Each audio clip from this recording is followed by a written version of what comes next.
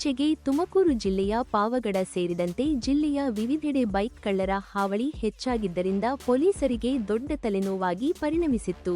ದ್ವಿಚಕ್ರ ವಾಹನ ಕಳವು ಪ್ರಕರಣವನ್ನು ದಾಖಲಿಸಿಕೊಂಡ ಪಾವಗಡ ಪೊಲೀಸ್ ಠಾಣೆಯ ಸಿಪಿಐ ಸುರೇಶ್ ಆರೋಪಿಗಳನ್ನು ಭೇಟಿಗಾಗಿ ತಂಡವೊಂದನ್ನು ರಚಿಸಿ ಫೀಲ್ಡಿಗಿಳಿಸುತ್ತಾರೆ. ಕಳುವಾಗಿರುವಂತಹ ಬೈಕ್ಗಳನ್ನು ಮತ್ತು ಆರೋಪಿಗಳನ್ನು ಪತ್ತೆ ಹಚ್ಚಿ ಬಂಧಿಸುವ ಕಾರ್ಯದಲ್ಲಿ ಪಾವಗಡ ಪೊಲೀಸ್ ಠಾಣೆಯ ಪಿಎಸ್ಐ ವಿಜಯ್ ಕುಮಾರ್ ತೊಡಗಿದ್ದ ವೇಳೆ ಕರ್ನಾಟಕ ಆಂಧ್ರ ಗಡಿ ಸಮೀಪದ ರಾಜವಂತಿ ಹೊರವಲಯದ ಡಿಲಕ್ಸ್ ಬಾರ್ ಸಮೀಪ ಕಳ್ಳತನವಾಗಿದ್ದ ಬೈಕ್ನಲ್ಲಿ ಆರೋಪಿ ಹರೀಶ್ನನ್ನು ವಶಕ್ಕೆ ಪಡೆದುಕೊಂಡು ವಿಚಾರಣೆಗೊಳಪಡಿಸಿದಾಗ ತನ್ನ ಸಹಚರರೊಂದಿಗೆ ಸೇರಿಕೊಂಡು ತುಮಕೂರು, ಚಿಕ್ಕಬಳ್ಳಾಪುರ, ಬೆಂಗಳೂರು ಗ್ರಾಮಾಂತರ, ಆಂಧ್ರ ಪ್ರದೇಶದ ಅನಂತಪುರ ಜಿಲ್ಲೆಯ ವಿವಿಧೆಡೆ ದ್ವಿಚಕ್ರ ವಾಹನಗಳನ್ನು ಕಳ್ಳತನ ಮಾಡಿರುವ ಬಗ್ಗೆ ಬಾಯಿಬಿಟ್ಟಿದ್ದಾನೆ.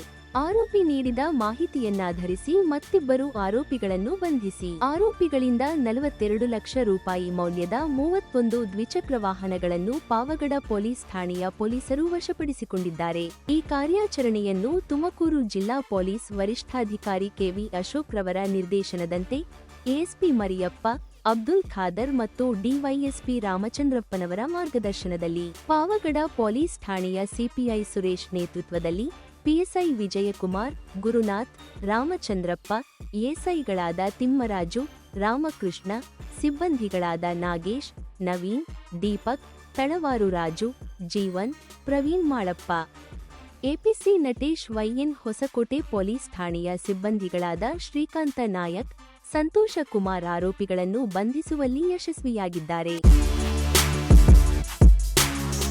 Anil Yadav, media network Kannada, Pavagada. Media network